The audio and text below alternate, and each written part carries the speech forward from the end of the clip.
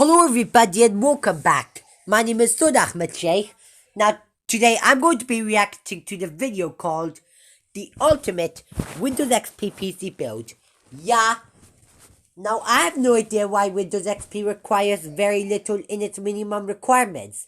So Windows XP requires 64 megabytes of RAM, 233 MHz and 1.5 gigabytes of RAM.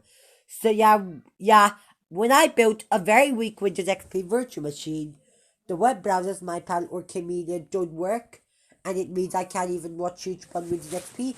So I want to know if you can build the most ultimate Windows XP ever, and because of that, we're gonna react to the video called The Ultimate Windows XP Build. So I hope you guys are ready. Anyways, let's get over it. Hey guys, this is Austin. I had an idea. In October, Windows XP will officially be 15 years old, and it has had quite the life. Okay, Windows XP was 15 years old in October 2016. Now, Windows XP is 20 years old in October 2021. Not only was it a big step up over the ancient-looking Windows 98 and ME, but it remains one of the most popular OSs, running on around 7% of computers today. That got me thinking. Yep, that's right. Windows XP has a poor market share, and we want to know if you can build the most ultimate Windows XP PC ever.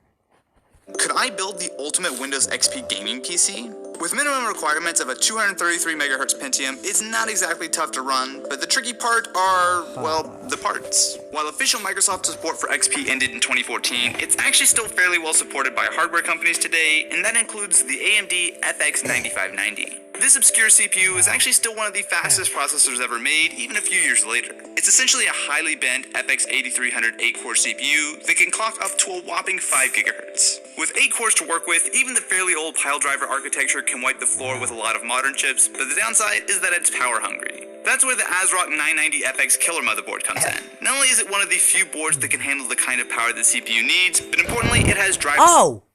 So Windows XP can hold 5 GHz. Crazy. 5 GHz.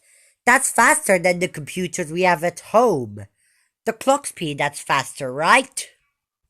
Available. The only key thing missing are Ethernet drivers for XP, but that's easy enough to get around with a USB Wi-Fi adapter. The hardest part was actually finding a graphics card. Both AMD and Nvidia stopped supporting XP years ago, but luckily AMD did make a driver for the Radeon R9 270X, one of the newest cards that will still work on XP. Another limitation is memory. Even though they later made a 64-bit version, we're using the standard 32-bit edition of XP, which tops out at 4 gigs of memory. Can hold up to 4 gigabytes of RAM. SSD. A 256GB Crucial MX100 works just fine. The real question is, how does Windows XP run at 5 GHz? In a word, fast. Really fast. It's nearly indistinguishable from a modern OS when you add a fast CPU and SSD. There's no delay in basic tasks, and even browsing feels just as quick as anything else. Unfortunately, most browsers no longer support XP, but Firefox is the exception for now. But even so, I wouldn't really recommend this as your main system. Considering XP hasn't seen updates in 2 years, and it wasn't exactly the most secure OS anyway, the internet is a bit of a minefield when it comes to viruses. Luckily, most programs do still support XP, like CPU-Z, where you can see the 9590 is fully recognized, as well as all 8 cores are showing up inside Task Manager.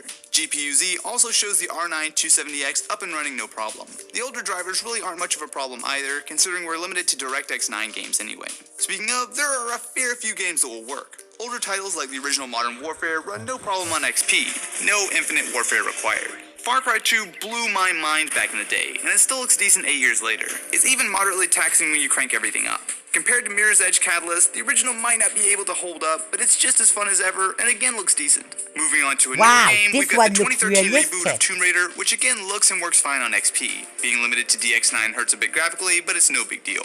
Of course, no one is going to do all of this just to play Tomb Raider. You're going to do it to play the greatest game of all time. Windows XP Pinball pushes the hardware to the absolute limit, with cutting-edge 3D graphics, intense sound effects, and most importantly, the ultimate way to waste time straight out of 2001. Another classic is Minesweeper. This might not be quite as demanding, but thanks to our 8-core 5 GHz processor, we're able to get it to just barely playable frame rates. So should you build the most overkill Windows XP gaming rig of all time?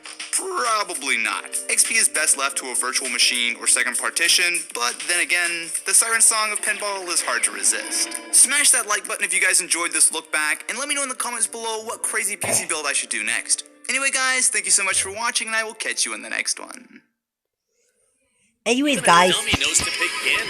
Anyways, guys, thank you so much for watching. Be sure to subscribe for more salute videos, rant videos, reaction videos, gameplay videos, walkthrough videos, computer technology videos, and Papa Louie Pal's cartoon series. And I'll see you soon.